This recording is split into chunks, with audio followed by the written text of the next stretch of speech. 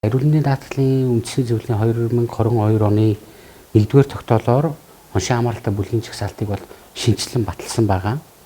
За уг тогтоолоор болохоор хос идэвхтэнд хийсэн магадгүй яг тэр иргэн даатгуулагчийн асуултын дагуу хос идэвхтэн буюу нүдний болор солиулах мэсцэл хийлгэж байгаа тохиолдолд бол одоо нэг унтуулгаар уг мэсцлийг бол хийх боломжтой байна.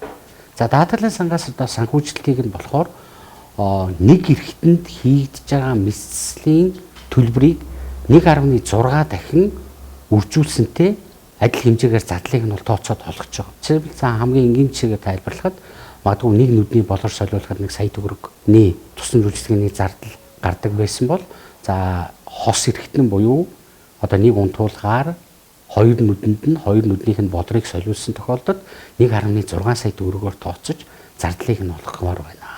За иргэн маань одоо лавлгай шатлалын эрүүл мэндийн байгууллагад одоо уг тусламжуулалтыг авах гэдэг тийм үү? Тийм тохиолдолд болохоор иргэн маань одоо шатлал хооронд шилжүүлэх журам гээд эрүүл мэндийн сайдын 2019 оны журам байна. Уг журмын дагуу явна.